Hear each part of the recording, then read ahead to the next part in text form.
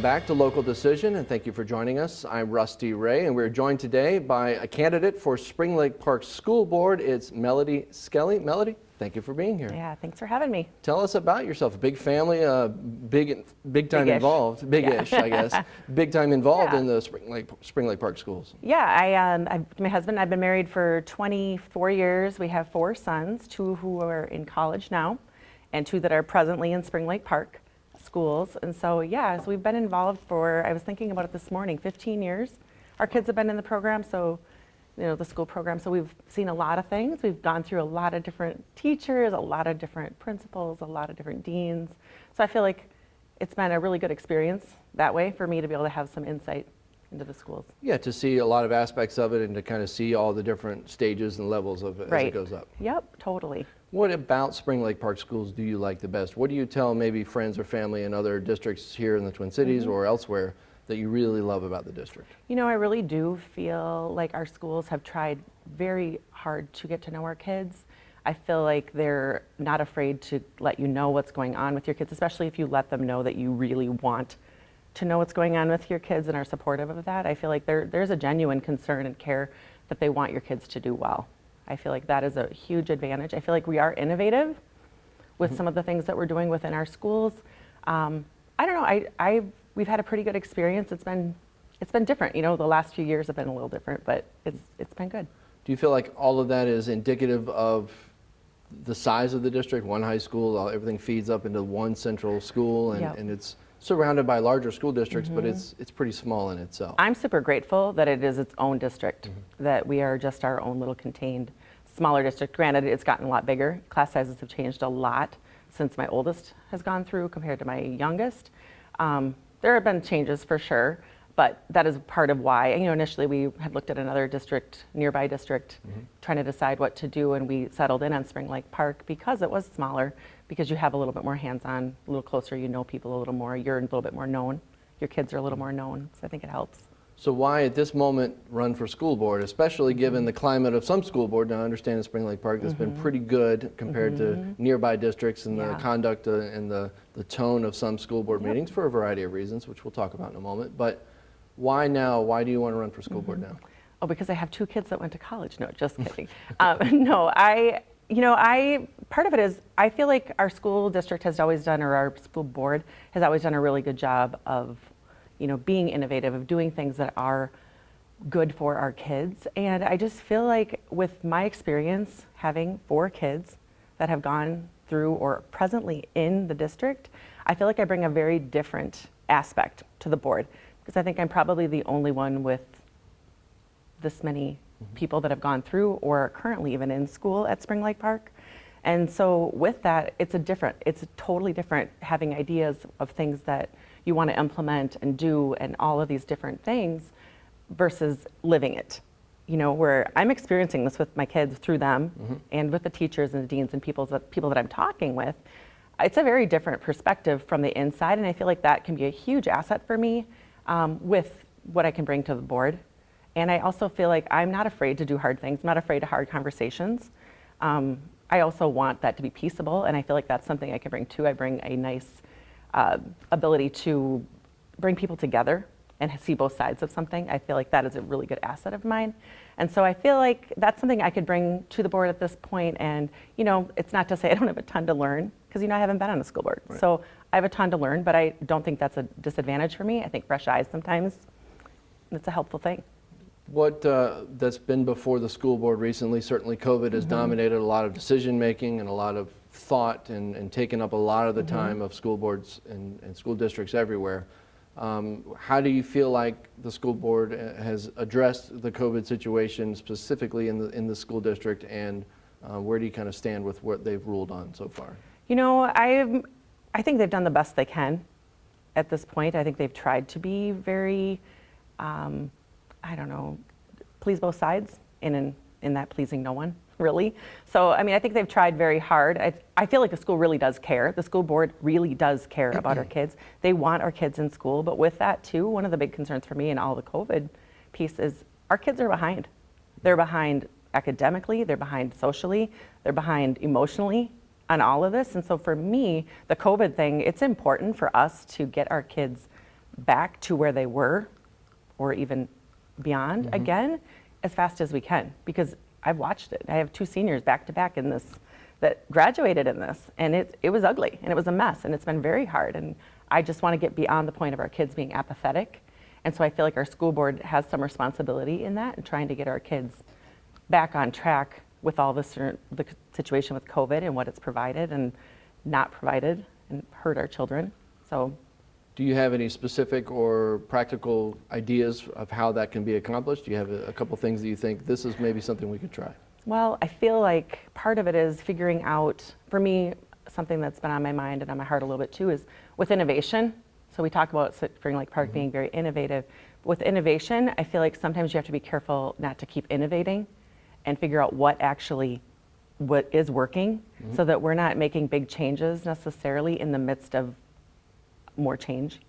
And so figuring out with the data that's provided, what is working and what isn't, and stick with something long enough to know that it's helping our kids, because I've seen that with my kids too. It's like you feel like you get a plan and then all of a sudden it changes again, and it's been hard. And so I feel like that is one step toward helping our kids get on track. But I'm concerned actually for our teachers too. You know, I'm concerned that we're gonna lose our really good teachers because there's burnout. They have a huge responsibility in this. And I feel like they're doing their very best, but I feel like they need support also. So I feel like supporting our teachers to support our kids, because our kids are now coming in with even more needs. And so I feel like finding a way to support our teachers, which is really difficult because there's struggles getting, you know, you see the board on 65, now hiring, right? So you know that there's a lack in that support. And for our teachers to be the best that they can, I feel like they need our support as well. So A couple of the others in this race have talked to me this week in this setting about that support of teachers, and both of them immediately pointed to the contract negotiations and the workings with the teachers union. But do you think there's more to it than that? I mean, you speak about the importance of supporting teachers, which sounds great, but what is that? Like, how does that work for a district of this size, beyond just saying, okay, we're gonna make sure that you guys get paid what you think you should get paid, blah, blah, blah. There's got to be more to it than that. Well, I agree with that, yes, the contract negotiation piece. But however, I feel like we need to do a better job of actually listening to our teachers and what their needs are. I think it's easy from the top to look at, in any corporation, in any business, in schools, to look at it from the top and think that you know what your teachers are feeling and what they're going through. And I've spoken to several teachers recently who don't feel supported, that don't feel like they're getting the help they need, that they're not being heard. So there are ones that are totally supported, and everyone's doing their best. There's no doubt about that.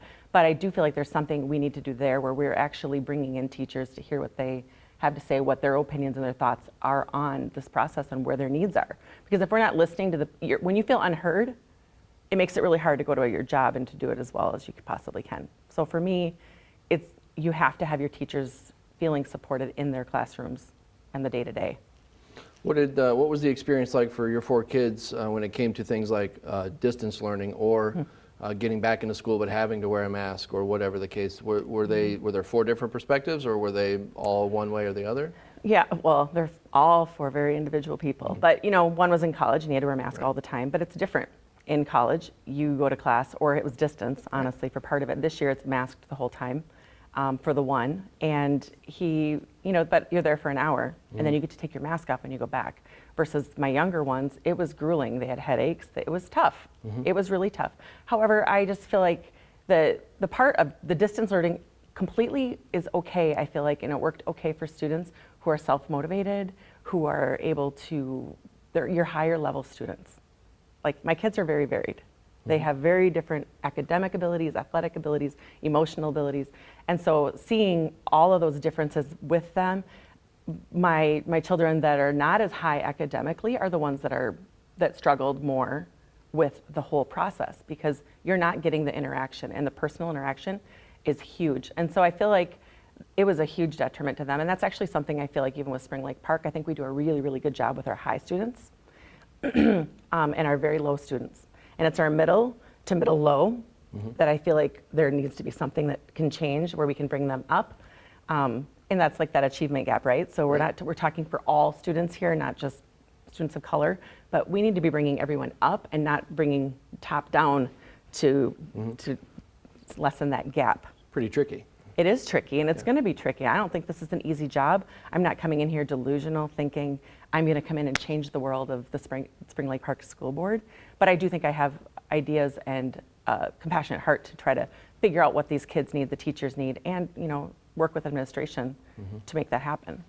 Were there some aspects of the whole COVID situation in Spring Lake Park schools that you think could move forward out at once COVID and back to normal, which will happen eventually? And we've been talking about it for more than a year of getting back to normal. But whether it's a distance learning or a remote learning component that's more permanent, or the way the leanness of being able to teach remotely or to be able to find resources to help kids, are there things like that, do you think, that for school districts like Spring Lake Park could move on with the future and enhance the experience overall? I feel like the kids that want to do that, distance learning or those extra things, there's already resources available more for those. I don't feel like we're at a lack for our resources for our top students.